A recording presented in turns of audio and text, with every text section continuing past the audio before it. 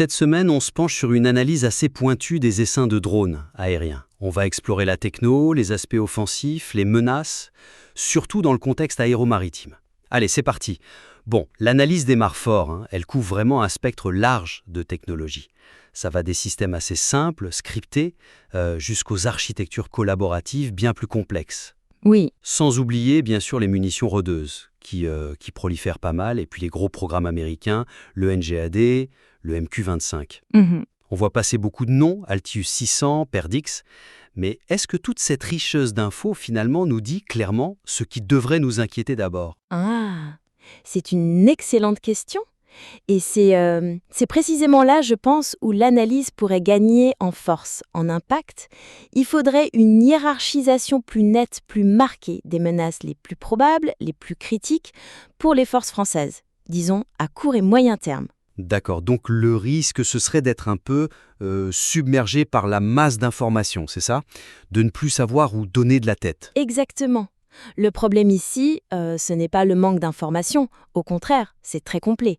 Mais en juxtaposant comme ça autant de menaces potentielles, Oui. on mélange un peu tout. Des systèmes déjà sur le terrain, largement disséminés, comme certaines munitions rôdeuses, et puis des concepts beaucoup plus futuristes ou très très spécifiques aux États-Unis, comme leur fameux Collaborative Combat Aircraft. Du coup, on perd un peu de vue le danger le plus immédiat, le plus pertinent pour notre contexte stratégique à nous. C'est un peu difficile de distinguer le signal du bruit, si vous voulez. Alors comment on pourrait rendre ça plus clair? Établir des priorités, quelque chose comme ça? Tout à fait. Une piste d'amélioration, ce serait de développer une sorte de filtre, oui, ou une matrice de priorisation des menaces. On pourrait y croiser plusieurs critères. Comme? D'abord, la maturité technologique, le fameux TRL, le Technology Readiness Level. Ensuite, la facilité de prolifération ou de développement par des adversaires potentiels de la France. Ça, c'est clé. Ah oui. Et surtout, la pertinence opérationnelle. C'est-à-dire, est-ce que cette menace, elle colle vraiment aux scénarios d'engagement les plus probables pour nos forces? Je pense aux opérations près des côtes, à la protection de notre ZE ou aux interventions expéditionnaires, par exemple. Et concrètement, ça donnerait quoi si on prend des exemples pour bien voir? Concrètement, ça permettrait de bien faire la différence entre deux types de menaces. D'un côté, la menace immédiate, bien réelle, posée par des essaims que je qualifierais de rustiques. Rustique? Oui, des munitions rôdeuses type Shahed ou Lancet, qu'on pourrait imaginer adaptées pour fonctionner en essence simple, ou même des petits drones commerciaux modifiés, on en voit déjà sur certains théâtres. Ça, c'est une menace d'aujourd'hui ou de demain matin. D'accord. Et de l'autre côté, il y a la menace plus lointaine, structurellement très différente, des essaims d'alliés robotiques collaboratifs hyper sophistiqués comme les CCA américains. C'est important, bien sûr, mais ce n'est pas pour tout de suite la même urgence. Je vois la distinction. Un autre exemple très concret, évaluer spécifiquement le danger que représenteraient des essaims lancés depuis des plateformes civiles ou banalisées. Vous imaginez un porte-conteneur, un chalutier modifié? Ah oui, le côté asymétrique. Voilà, qui s'approcherait de nos côtes ou de nos forces en projection. Ce genre de menace, c'est peut-être le vrai casse-tête à court terme pour la France. Donc en bref, il s'agit vraiment de focaliser l'analyse sur les dangers les plus pressants, les plus réalistes pour nous. Ok, c'est très clair. Priorisation basée sur la maturité, la prolifération, la pertinence pour nos scénarios. Ça permettrait, c'est vrai, de mieux cibler la réponse. Et justement, en parlant de réponse, l'analyse, elle explore en détail les contre-mesures. Oui, Les options cinétiques, les canons à tir rapide type CWS, les armes légères, mais aussi l'énergie dirigée, les lasers haute énergie, HIL, les micro-ondes haute puissance, HPM. en mode hard kill ou soft kill, oui, voilà, pour détruire ou juste neutraliser. Sans oublier le classique, brouillage, l'orage, les écrans de fumée, les manœuvres d'évasion. C'est très complet sur les outils disponibles, là-dessus rien à dire. Absolument, la palette d'outils est bien décrite. Mais une fois qu'on a listé tous ces outils, la question qui tue, c'est comment ils fonctionnent ensemble face à une attaque massive, coordonnée d'un essaim. Ah oui. Et c'est là qu'on arrive à une deuxième piste d'amélioration. L'analyse gagnerait vraiment à proposer une vision plus intégrée de l'efficacité combinée de ces contre-mesures face à une attaque saturante. Vous voulez dire qu'analyser chaque système, chacun dans son coin, ça ne suffit pas? Précisément, la faiblesse actuelle, c'est que les différentes parades sont souvent présentées un peu isolément.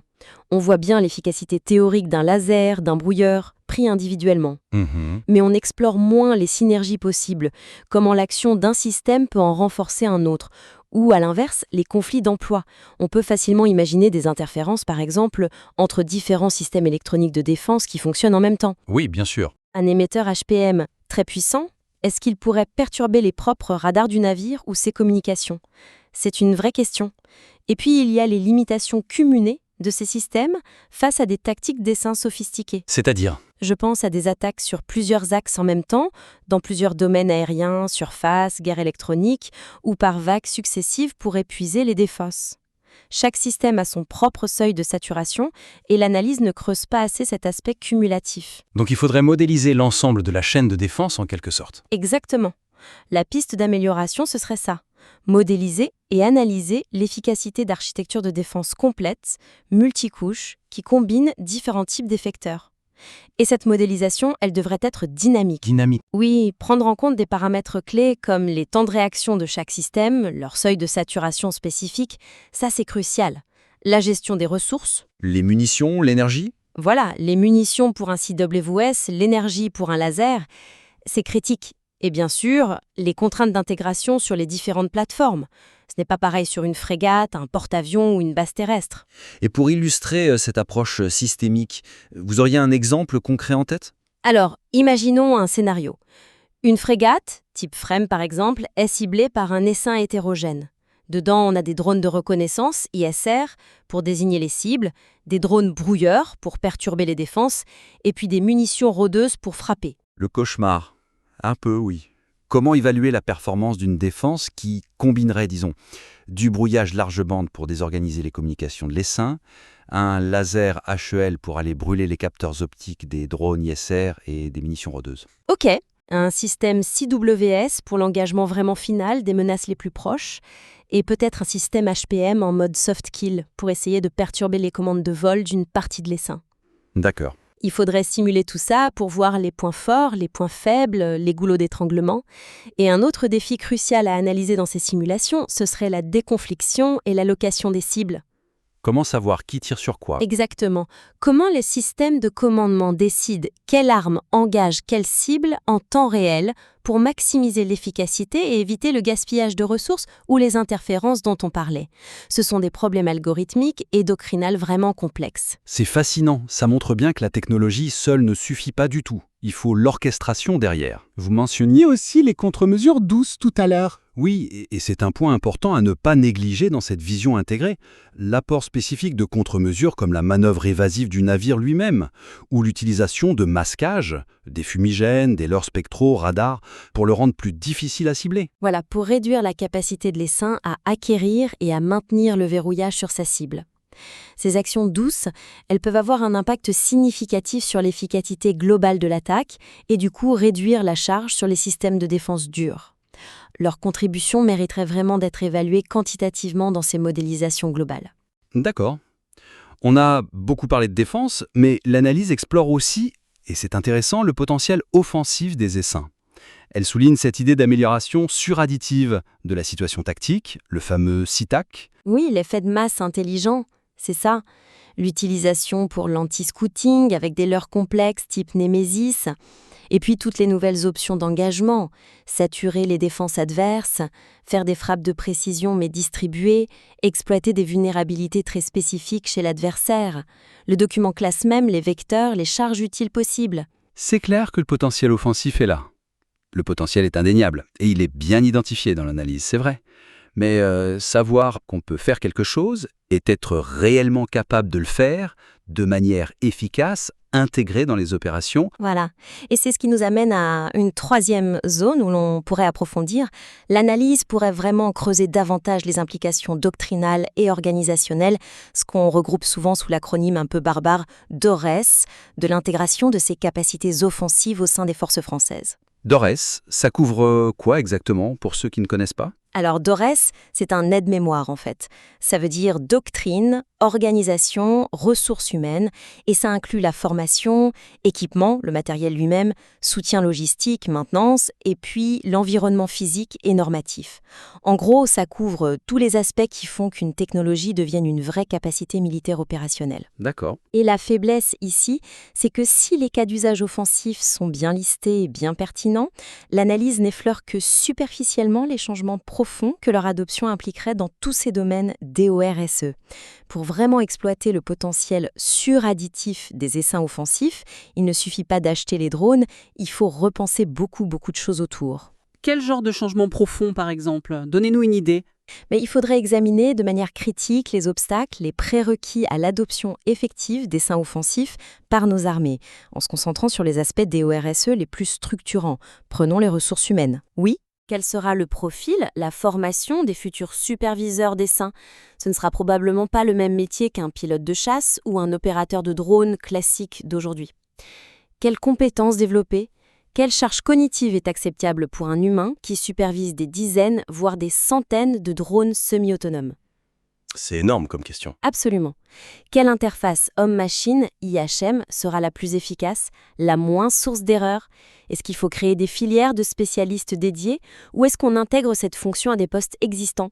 Chez les officiers de lutte surface ou ASM sur un bateau, ou le coordinateur tactique, le TACO, sur un avion de patrouille maritime? Et au-delà du personnel, il y a la logistique, j'imagine, surtout en mer. Ça doit être un cauchemar. Ah, absolument. Les défis logistiques spécifiques à l'emploi d'essaims depuis une plateforme navale, c'est énorme. Pensez au stockage déjà, sécurisé de dizaines de drones. Alors maintenance à bord, avec des moyens forcément limités. Au système de lancement, on les lance depuis des containers sur le pont.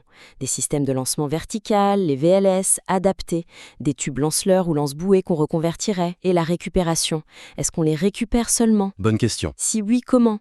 Avec un filet, un système un peu acrobatique type Skyhook, comme on voit parfois, ou même un drone dédié à la récupération d'autres drones. Quelle est la capacité de régénération du potentiel de l'essaim une fois à bord? Tout ça, ça a des implications directes et potentiellement majeures sur le design des futurs navires de combat. Et la doctrine d'emploi elle-même, les règles d'engagement, tout ça. Alors là, on touche au cœur du problème doctrinal. Comment la doctrine doit évoluer pour permettre des actions offensives qui soient à la fois rapides, distribuées, potentiellement létales, tout en restant sous un contrôle humain significatif et conforme à nos règles, à notre éthique. Le fameux contrôle humain. Exactement. Comment adapter les règles d'engagement, les RAW, pour des systèmes qui agissent à la vitesse de la machine? Comment gérer la délégation d'autorité à des systèmes semi-autonomes, surtout dans des scénarios complexes, ambigus? Comment on formalise la collaboration homme-machine?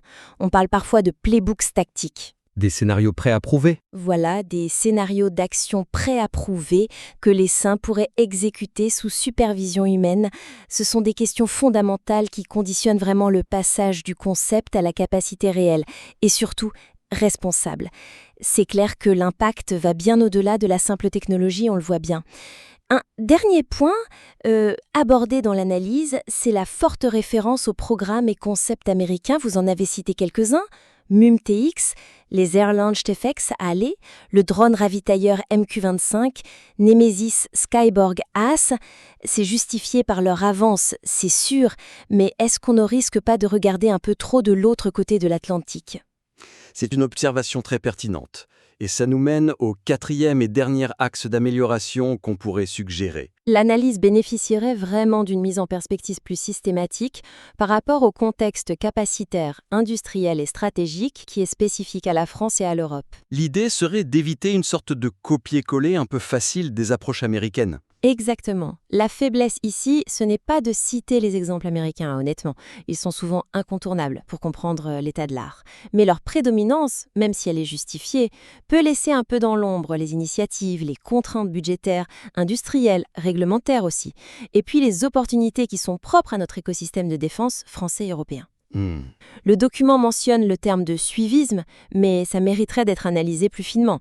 Est-ce que c'est un suivisme subi par manque de moyens, un suivisme choisi par pragmatisme, ou est-ce qu'il y a une place pour une voie différente, une opportunité de se différencier? Comment pourrait-on mieux ancrer l'analyse dans ce contexte franco-européen alors ?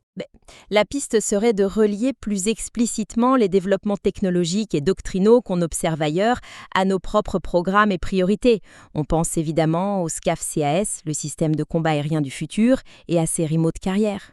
Bien sûr. Mais aussi à l'Eurodrone ou aux projets menés en coopération bilatérale ou dans le cadre de la coopération structurée permanente européenne, la PESCO. Il s'agirait d'identifier les synergies possibles, comment les concepts d'essaim peuvent s'intégrer à ces programmes, mais aussi les divergences d'approches potentielles. Notre culture opérationnelle, nos budgets, notre base industrielle, ce n'est pas la même chose qu'aux États-Unis. Donc chercher les spécificités européennes, peut-être même des niches d'excellence. Tout à fait. Par exemple, comment les remote carriers du SCAF vont s'intégrer, probablement d'une manière différente de l'approche américaine du NGAD, leur Next Generation Air Dominance. Il faut analyser ces différences. Autre exemple, identifier les domaines où l'industrie française ou européenne possède des atouts spécifiques. Comme quoi? On peut penser à certaines technologies de capteurs, peut-être, Aux liaisons de données particulièrement sécurisées, résilientes? ou peut-être à une approche de l'intelligence artificielle, l'IA, qui mettrait plus l'accent sur l'explicabilité, la confiance. C'est une demande forte en Europe, ça. Ah oui, l'IA de confiance. Voilà. Ces atouts pourraient conduire au développement de solutions d'essaim différenciées, peut-être moins basées sur la masse brute que sur la sophistication, la résilience ou l'adaptabilité. Et vous suggérez même que le cadre réglementaire européen pourrait jouer un rôle là-dedans. Oui, je pense que c'est un point intéressant à discuter. Les débats et la réglementation qui sont en cours en Europe, notamment sur l'IA et sur l'encadrement de l'usage de la force par des systèmes autonomes, les fameux SALA, systèmes d'armes létaux autonomes, tout ça va nécessairement influencer le développement et le déploiement d'essaims militaires sur notre continent. Une contrainte. Une contrainte potentielle, oui, par rapport à d'autres acteurs mondiaux. Mais ça peut aussi être vu comme un cadre pour développer une approche éthique spécifique et, pourquoi pas, un avantage en termes d'acceptabilité et de confiance. Mettre cela en perspective, je pense que ça enrichirait considérablement l'analyse. Bien. Alors, pour résumer cette discussion très très riche, si on devait retenir les grands axes d'amélioration pour cette analyse des SM drones, ce serait donc, premièrement, une priorisation plus fine des menaces, celles qui sont réellement pertinentes pour la France, à court et moyen terme. Exactement. Deuxièmement, une vision plus intégrée, plus systémique de l'efficacité combinée des contre-mesures, en tenant bien compte de leur synergie, mais aussi de leurs limites face à une attaque saturante. Tout à fait. Troisièmement, une analyse plus approfondie des implications profondes, notamment doctrinales et organisationnelles, le fameux DORES, qu'impliquerait l'adoption de capacités offensives basées sur les essaims. Ok. Et enfin, quatrièmement, une contextualisation plus poussée de l'ensemble de ces réflexions au regard des spécificités capacitaires, industrielles et stratégiques qui sont les nôtres, en France et en Europe. Et les pistes concrètes qu'on a suggérées pour y parvenir, ça inclut l'élaboration de matrices de menaces adaptées à notre contexte, la modélisation d'architecture de défense multicouche, Oui.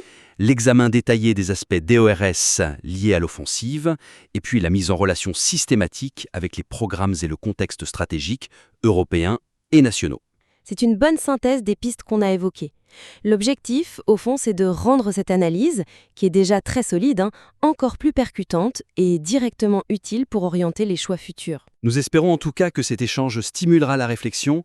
Le travail initial est vraiment d'une grande qualité et nous serions ravis, bien sûr, d'examiner une version affinée qui intégrerait ces perspectives si vous souhaitez nous la soumettre à nouveau.